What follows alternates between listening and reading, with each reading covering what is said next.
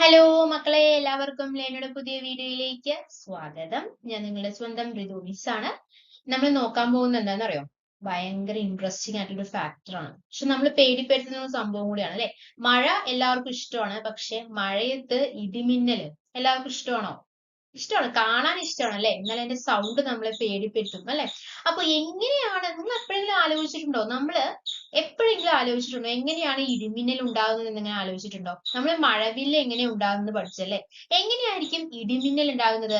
ഇടിമിന്നൽ എന്ന് പറഞ്ഞാൽ എന്താണെന്നുള്ള കാര്യങ്ങളെല്ലാം നമ്മൾ ഇന്ന് പഠിക്കാൻ പോവുകയാണ്. ഇതുപോലത്തെ ഇൻട്രസ്റ്റിംഗ് ഫാക്ട് വേണമെങ്കിൽ നിങ്ങൾ എന്താ ചെയ്യേണ്ടത്? നമ്മുടെ ചാനൽ സബ്സ്ക്രൈബ് ചെയ്തോളൂ, ലേണിനോ ജൂനിയേഴ്സ്. ഓക്കെ, അപ്പൊ നമുക്ക് ക്ലാസ്സിലോട്ട് തുടങ്ങാം. അപ്പോ ഇടിമിന്നൽ എന്താണ് മക്കളെ? ഇടിമിന്നൽ എന്ന് പറഞ്ഞു കഴിഞ്ഞാൽ തണ്ടർ ലൈറ്റ്നിങ് അല്ലെ. തണ്ടർ ലൈറ്റ്നിങ്, തണ്ടറും ലൈറ്റ്നിങ് കൂടി ചേർന്നാണ് ഇടിമിന്നൽ. തണ്ടർ എന്ന് പറഞ്ഞാൽ എന്താണ്? ഇടി. ലൈറ്റ്നിങ് എന്ന് പറഞ്ഞാൽ മിന്നൽ അല്ലെ. ഈ മിന്നൽ എന്ന് പറയുമ്പോൾ എന്താന്ന് പറയുക പറയാം. ഇപ്പൊ ഇലക്ട്രോണിക് സംബന്ധമായിട്ട് പറയുകയാണെങ്കിൽ, ഫിസിക്സ് സംബന്ധമായിട്ട് പറയുകയാണെങ്കിൽ, മിന്നൽ എന്ന് പറയുമ്പോൾ ഡിസ്ചാർജ് ഓഫ് ഇലക്ട്രിസിറ്റി ആണ്. അതുകൊണ്ടാണ് ഈ പുറത്തു പോയിട്ട് മൊബൈൽ യൂസ് ചെയ്യരുത്. ഇടിമിന്നൽ മിന്നുമ്പോൾ അമ്മമാര് പറയാറില്ലേടാ, പുറത്തു പോയി മൊബൈൽ യൂസ് ചെയ്യല്ലേ, ഉള്ളിൽ കയറൂ എന്ന് പറയാറില്ല. അത് എന്തുകൊണ്ടാണ്?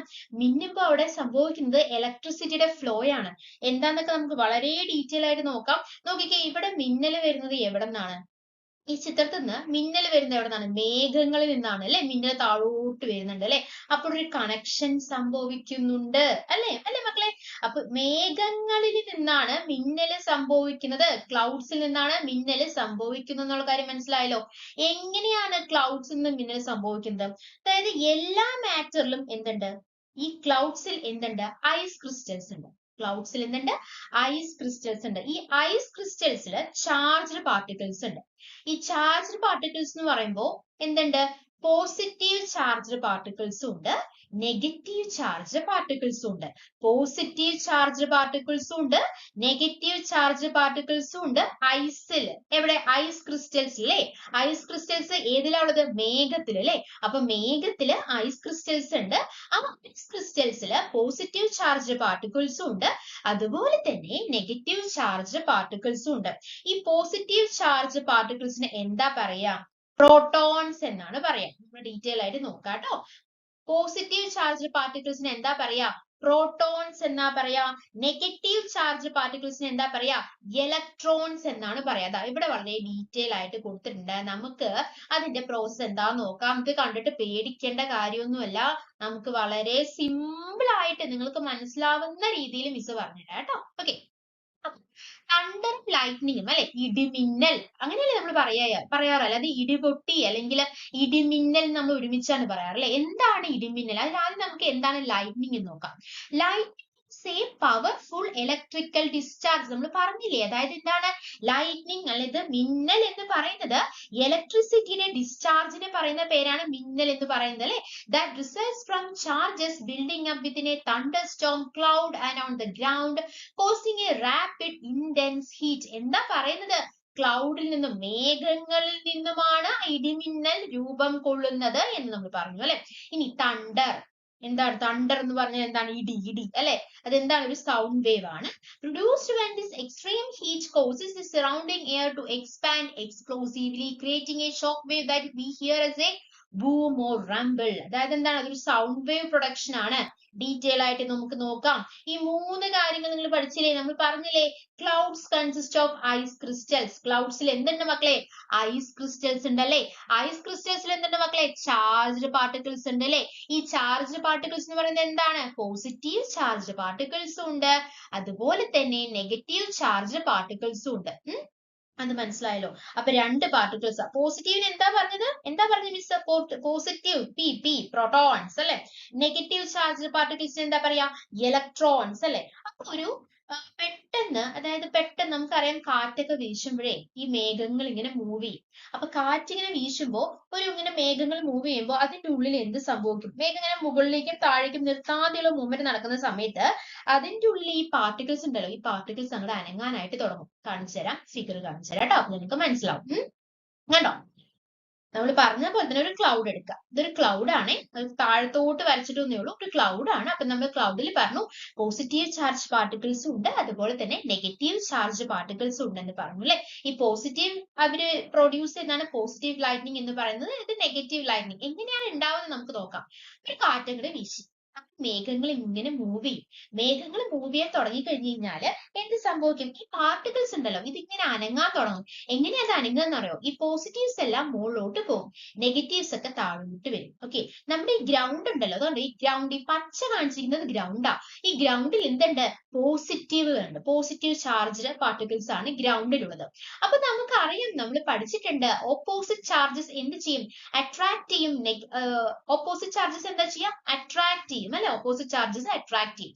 അപ്പൊ നോക്കിക്കേ, സെയിം ചാർജസ് റിപ്പൽ ചെയ്യും. നമ്മൾ പഠിച്ചിട്ടുണ്ട്, നെഗറ്റീവും കൂടി അടുത്തേക്ക് വന്നാൽ അത് റിപ്പൽ ചെയ്യും അല്ലെ. രണ്ട് മാഗ്നറ്റില് സെയിം പോൾസ് ആണ് കൊണ്ടുവരികയെങ്കിൽ അത് ഒരിക്കലും അട്രാക്ട് ചെയ്യാതെ ഇങ്ങനെ റിപ്പൽ ചെയ്തുകൊണ്ടിരിക്കും. എന്നാൽ ഓപ്പോസിറ്റ് പോൾസ് ആണെങ്കിൽ they will be attract. അപ്പൊ ഇതുപോലെ തന്നെ ഇവിടെ നെഗറ്റീവ് ഇവിടെ വന്നു, ഇവിടെ പോസിറ്റീവ് വന്നു. അപ്പൊ ഇവർ തമ്മിൽ എന്ത് സംഭവിക്കും?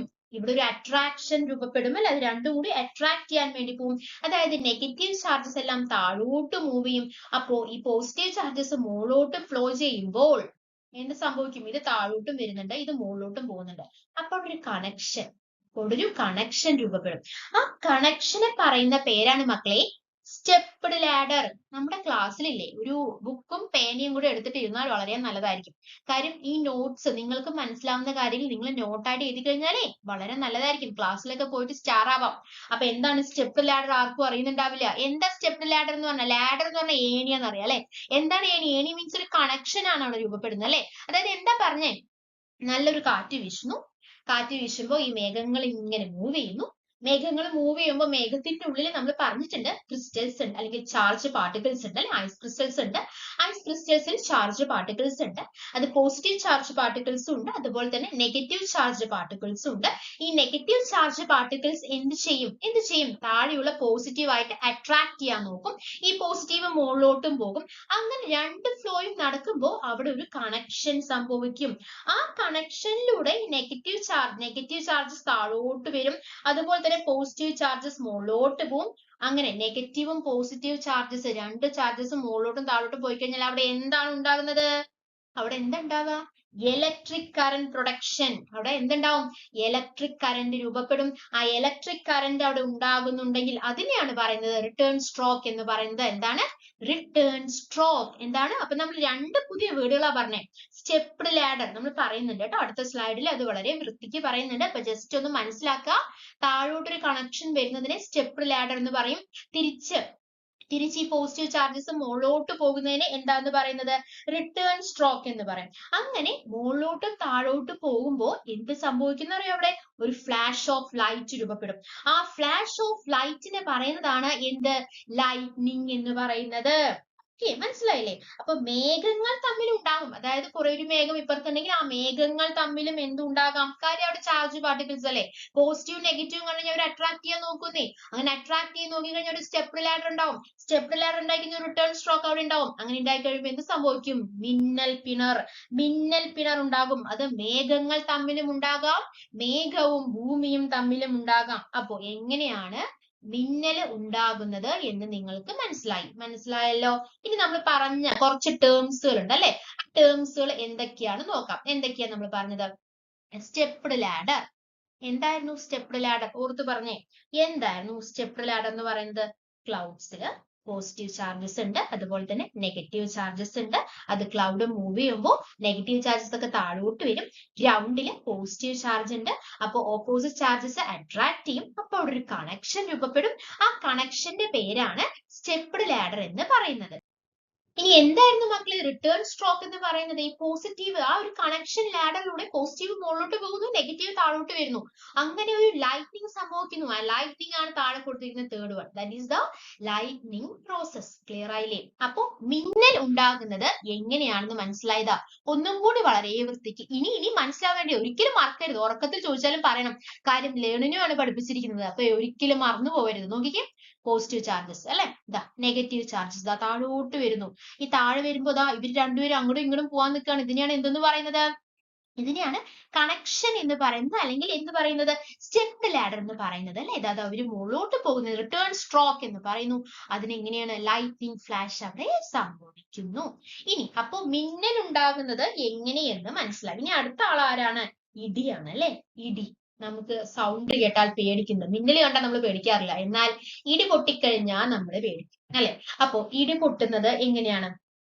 അതായത് നമ്മൾ പറഞ്ഞോളൂ, ഈ പോസിറ്റീവ് നെഗറ്റീവും അങ്ങോട്ടും ഇങ്ങോട്ടും മൂവ് ചെയ്യണം, അപ്പോൾ ഒരു റഷ് സംഭവിക്കില്ലേ അല്ലെ. ഇപ്പൊ കുറെ കുട്ടികള് ഒരു ക്ലാസ്സിൽ ഒരുപാട് പേര് ഇറങ്ങുകയും ഒരുപാട് പേര് കയറുകയും ചെയ്ത് കഴിഞ്ഞാൽ ഒരു ഉന്തും തള്ളും ഉണ്ടാവില്ലേ. അവിടെ ഉന്തും തള്ളും സംഭവിക്കുമ്പോൾ എന്ത് സംഭവിക്കും അറിയോ? അങ്ങനെ ഉന്തും തള്ളും സംഭവിച്ചു കഴിഞ്ഞു കഴിഞ്ഞാൽ അതൊരു ഷോക്ക് വേവ് ആയിട്ട് മാറും. അതായത് ഈ ഒരു സിംഗിൾ, നമുക്കറിയാലോ ഈ മിന്നൽ വരുമ്പോൾ ലൈറ്റ്നിങ് സംഭവിക്കുന്നുണ്ട്. ഈ ഒരു സിംഗിൾ ബോൾട്ടിന് 30,000 ഡിഗ്രി സെൽഷ്യസ് ഹീറ്റ് ആണ് നമുക്ക് പ്രൊഡ്യൂസ് ചെയ്യാനായിട്ട് സാധിക്കുക. അത്രയും ഭയങ്കര ചൂടായിരിക്കും ഇതിന്. കണ്ടോ, ഈ ഒരു മിന്നൽ പിണറിന്, ഒറ്റ മിന്നൽ പിണറുടെ കാര്യമായിട്ടോ പറയുന്നത്. അപ്പൊ എത്ര മിന്നൽ പിണർ വരുന്നുണ്ടെന്ന കാര്യം ഒന്ന് ആലോചിച്ച് നോക്കണം. ഒറ്റ മിന്നൽ പിണറില് 30,000 ഡിഗ്രി സെൽഷ്യസ് ആണ് ചൂട് പ്രൊഡ്യൂസ് ചെയ്യുക. ആ ചൂട് എവിടെയാ വരിക? ഈ ക്ലൗഡിന് ചുറ്റും വരും. ഓക്കെ, ആ ക്ലൗഡിന് ചുറ്റും ചൂട് വരുമ്പോൾ ഈ ക്ലൗഡ്സ് എക്സ്പാൻഡ് ചെയ്യാൻ തുടങ്ങും. എക്സ്പാൻഡ് ചെയ്തിട്ട് എന്ത് സംഭവിക്കും? ഷോക്കിംഗ് വേവ്സ്, ഇങ്ങനെയുള്ള ഷോക്കിംഗ് വേവ്സ് പ്രൊഡ്യൂസ് ചെയ്യും. ഈ ഷോക്കിംഗ് വേവ്സ് ആണ് സൗണ്ട് വേവ് ആയിട്ട് മാറുന്നത്. അങ്ങനെയാണ് നമുക്ക് എന്ത് കേൾക്കുന്നത്?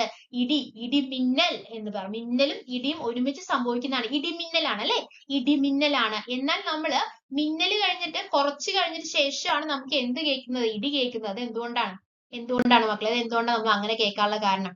നമ്മളിപ്പോ പറഞ്ഞതാണ് പറയുന്നത്. അതായത് lightning ball will heat the air particles around it. അതായത് ഒറ്റ ഈ മിന്നൽ പിണറില്ലേ, അത് എന്ത് സംഭവിക്കും? ചുറ്റുമുള്ള എയർ പാർട്ടിക്കിൾസിനെ ഹീറ്റ് ചെയ്യിപ്പിക്കും. ആ ഹീറ്റ് ചെയ്യിപ്പിക്കുന്ന ഒരു സിംഗിൾ ബോൾട്ടിന് 30,000 ഡിഗ്രി സെൽഷ്യസ്. ഒന്ന് ആലോചിച്ച് നോക്കിയാൽ 100 ഡിഗ്രി സെൽഷ്യസ് എന്ന് പറയുമ്പോൾ തന്നെ നമുക്ക് അറിയാം വെള്ളം 100 ഡിഗ്രി സെൽഷ്യസിലാണ് ചൂടാവുന്നത്. അത് തൊട്ട് കഴിഞ്ഞാൽ നമ്മുടെ കൈ കൊള്ളും. അപ്പൊ ഒന്ന് ആലോചിച്ച് നോക്കി എത്ര ചൂടായിരിക്കും അത്.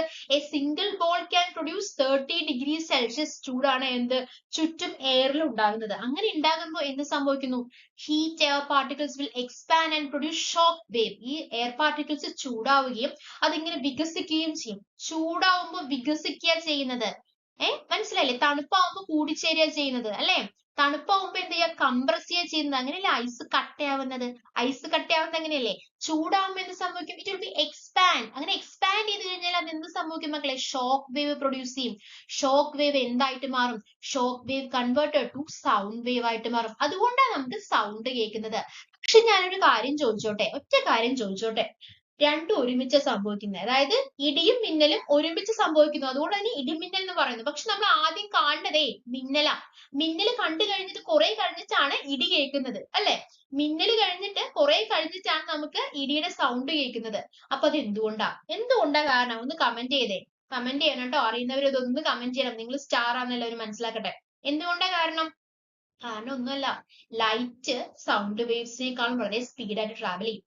ലൈറ്റ് വേവ്സ് സൗണ്ട് വേവിനേക്കാളും വളരെ ഫാസ്റ്റ് ആയിട്ടായിരിക്കും ട്രാവൽ ചെയ്യുക. അതുകൊണ്ടാണ് മക്കളെ ലൈറ്റിന് ശേഷം നമുക്ക് സൗണ്ട് കേൾക്കാനായിട്ട് സാധിക്കുന്നത്. മനസ്സിലായല്ലോ കാര്യങ്ങൾ മനസ്സിലാവും. അപ്പൊ ഇടി എങ്ങനെയാണ് ഇടിമിന്നൽ ഉണ്ടാകുന്നത് നമ്മൾ മനസ്സിലാക്കി.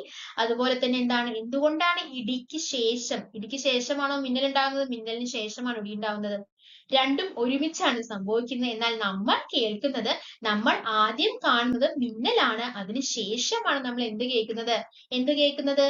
ഇടിയുടെ സൗണ്ട് കേൾക്കുന്നത്. ഇടിമിന്നൽ മനസ്സിലായല്ലോ. അപ്പോ ഒരു ക്ലൗഡ് എടുക്കുന്നു, ആ ക്ലൗഡ് ഇങ്ങനെ മൂവ് ചെയ്യുന്നു. ആ ക്ലൗഡ് മൂവ് ചെയ്യുമ്പോൾ അതിൽ ഐസ് ക്രിസ്റ്റൽസ് ഉണ്ട്. ഐസ് ക്രിസ്റ്റൽസിൽ ചാർജ് പാർട്ടിക്കിൾസ് ഉണ്ട്. ചാർജ് പാർട്ടിക്കിൾസിൽ പോസിറ്റീവ് ചാർജ് പാർട്ടിക്കിൾസ് ഉണ്ട്, നെഗറ്റീവ് ചാർജ് പാർട്ടിക്കിൾസ് ഉണ്ട്. അപ്പൊ പോസിറ്റീവ് ചാർജ് പാർട്ടിക്കിൾസ് എന്ന് പറയുന്ന പേര് എന്തായിരുന്നു? പ്രോട്ടോൺസ് എന്നായിരുന്നു. നെഗറ്റീവ് ചാർജ് പാർട്ടിക്കിൾസിന് ഇലക്ട്രോൺസ് എന്നാണ് പറയുന്നത്. അത് മൂവ് ചെയ്യുമ്പോൾ അവിടെ ചാർജ് സെപ്പറേഷൻ സംഭവിക്കുന്നു. ചാർജ് സെപ്പറേഷൻ സംഭവിച്ചു കഴിഞ്ഞാൽ ഗ്രൗണ്ടില് എന്തുണ്ടാവുന്നു? പോസിറ്റീവ് ഉണ്ട്. അപ്പൊ നെഗറ്റീവും പോസിറ്റീവും കൂടി കണക്ഷൻ ആവുന്നു. Because opposite charge will attract. അങ്ങനെ ഒരു കണക്ഷൻ ലാഡർ അവിടെ പ്രൊഡ്യൂസ് ചെയ്യുന്നു. ആ കണക്ഷൻ ലാഡറിനെയാണ് എന്ത് സംഭവിക്കുന്നത്? ലൈറ്റ്നിങ് പ്രൊഡ്യൂസ് ചെയ്യാനുള്ള കാരണം അതാണ്. അവർ തമ്മിലുള്ള റഷ് ആണ് ഇടിയുടെ സൗണ്ട് ആയിട്ട് മാറുന്നത്.